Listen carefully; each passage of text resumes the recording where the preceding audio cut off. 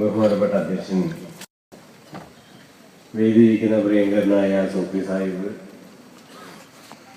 Advocate Zainuddin, Nasar മാഷ്, റഷീദ് തങ്ങളും, മറ്റാദരണീയരായ വ്യക്തിത്വങ്ങളെ, സ്നേഹമുള്ള സഹോദരന്മാരെ, യൂത്ത് ലീഗിൻ്റെയും MSFിൻ്റെയും ഗ്രീൻ കാർഡിൻ്റെയും ചുറുചുറുക്കുള്ള പ്രവർത്തകർ, ഈ പരിപാടിയിൽ പങ്കെടുത്തുകൊണ്ട് കുറച്ച് സമയം നിങ്ങളോട് കൂടെ ചെലവഴിക്കാൻ കഴിഞ്ഞത് എനിക്ക് വളരെയധികം സന്തോഷമുണ്ട്. വാസം പറയുകയാണെങ്കിൽ മന്ത്രിയായതിനു ശേഷം കണ്ണൂർ ജില്ലയിൽ ആദ്യമായിട്ട് വരുന്നൊരു പരിപാടിയാണ്. കണ്ണൂർ ജില്ലയിൽ വരുന്നതിന് മുമ്പ് പ്രസിഡന്റിനെയും സെക്രട്ടറിയെയും വിളിച്ച് വിവരം പറഞ്ഞ് ഞാനൊരു ദിവസം ഇങ്ങനെ കണ്ണൂരിൽ വരുന്നുണ്ട്. അപ്പോ കഴിവിന്റെ പരമാവധി വെച്ച് പരിപാടികൾ എല്ലാ സ്ഥലത്തും വെക്കണം ഞാൻ ആവശ്യപ്പെട്ടു. അതിന്റെ അടിസ്ഥാനത്തില് ഇന്ന് 10-12ഓളം പരിപാടികൾ. ഇത്ര അധികം ഉണ്ടാവും ഞാൻ വിചാരിച്ചില്ല. പക്ഷെ എന്നിരുന്നാലും 12ഓളം പരിപാടികൾ വളരെ സന്തോഷത്തോടുകൂടി വളരെ ഭംഗിയായി, ഇന്നത്തെ അവസാനത്തെ പരിപാടിയാണ്, വളരെ ഭംഗിയായിട്ട് അവസാനിക്കുകയാണ്.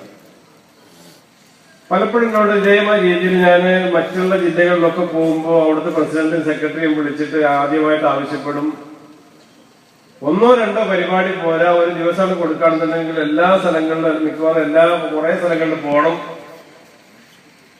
ചിലവരോട് ചോദിക്കും, എന്താണ് നിങ്ങൾ ഇത്ര വാശിയിൽ ഇത്ര എല്ലാ സ്ഥലത്തും പോകണം എന്ന് ആവശ്യപ്പെടുന്നത്? അപ്പൊ ഞാൻ അവരോട് പറഞ്ഞത്, ഇതെന്റെ ഒരു തോബയാണ്. കാരണം മുസ്ലിം ലീഗ് എന്ന പാർട്ടിയെ തകർക്കാൻ വേണ്ടി നടന്ന ഒരാളാണ് ഞാൻ.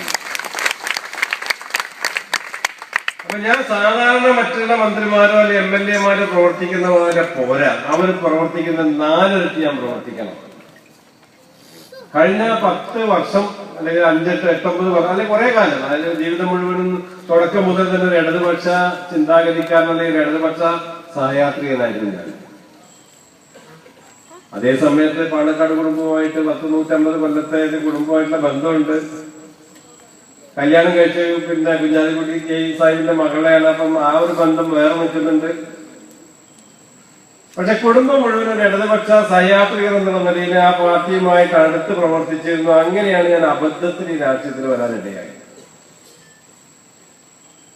ഞങ്ങൾക്ക് വിചാരിച്ചത് ആ പാർട്ടിയാണ്, അത് നല്ലൊരു പാർട്ടിയാണ്, കാരണം അത് പാവങ്ങൾക്ക് വേണ്ടി പ്രവർത്തിക്കുന്ന പാർട്ടിയാണ്.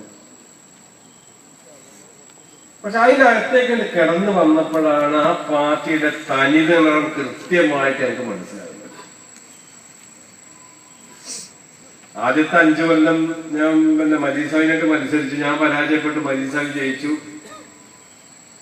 മണ്ഡലത്തിലൊക്കെ ഞാൻ കുറച്ചൊക്കെ പറ്റുള്ള പരിപാടികളിലൊക്കെ പോയി. അപ്പോഴാണ് അടുത്ത ഇലക്ഷൻ വന്നത്. ഇലക്ഷനിൽ നിർബന്ധമായിട്ടും മത്സരിക്കണം എന്നോട് ആവശ്യപ്പെട്ടപ്പോ ഞാനും അതൊരു ഇതെന്നുള്ളതല്ലേ. കാരണം ഒരു പ്രാവശ്യം തോറ്റല്ലേ, അപ്പൊ MLA നല്ലതാണെന്നല്ലേ, ഒരു പ്രാവശ്യം ആയി നോക്കാന്ന് നല്ല ഞാൻ മത്സരിച്ചു. അവിടെ എല്ലാവരും കക്ഷി രാഷ്ട്രീയത്തിന് അതീതമായി മുസ്ലിം ലീഗിന്റെ ഒക്കെ പ്രവർത്തകർ വോട്ട് ചെയ്തുകൊണ്ടാണ് ഞാൻ ജയിച്ചത്. അതിനുശേഷം അന്നപ്പോ പ്രതിപക്ഷത്തായിരിക്കുന്ന പിന്നെ LDF ആ വലിയ പ്രശ്നങ്ങളൊന്നുമില്ല. അല്ലെങ്കിൽ ഞങ്ങള് നിയമസഭയിൽ ഞങ്ങൾക്ക് ബെഞ്ചിലിരിക്കാൻ സമയമില്ലാന്നുള്ളൂ, നടുത്തളത്തിലായിരിക്കും ഇരിക്കുക. എന്ത് വന്നാലും അപ്പോൾ നടുത്തളത്തിന് ഓടിയാണ്. AKLന്റെ ഒരു കോളേജ് കൊണ്ടുവന്നല്ലോ നമ്മുടെ സഹകരണം എല്ലാ സ്ഥലത്തും സ്വാശ്രയ മേഖലകളിൽ ആ നിയമം ആദ്യമായിട്ട് കൊണ്ടുവന്ന ആ കാലത്താണ്. കേരളത്തിൽ കണ്ട ഏറ്റവും നല്ലൊരു നിയമമായിരുന്നു. അത് നല്ല രീതിയിൽ പോയിരുന്നുണ്ടെങ്കിൽ കേരളം ഇന്ന് ഇന്ത്യയുടെ എഡ്യൂക്കേഷൻ ക്യാപിറ്റലാകുകയാണ്. ആ എഡ്യൂക്കേഷൻ ക്യാപിറ്റൽ ആയിരുന്നെങ്കിൽ എന്താ അവിടെ നടക്കുക? അവിടെ കുറേയധികം ആൾക്കാർക്ക് ജോലി കിട്ടും, കുറെ നമ്മളെ കുട്ടികൾക്ക് പഠിക്കാൻ കഴിയും, ഫീസ് അധികമല്ല.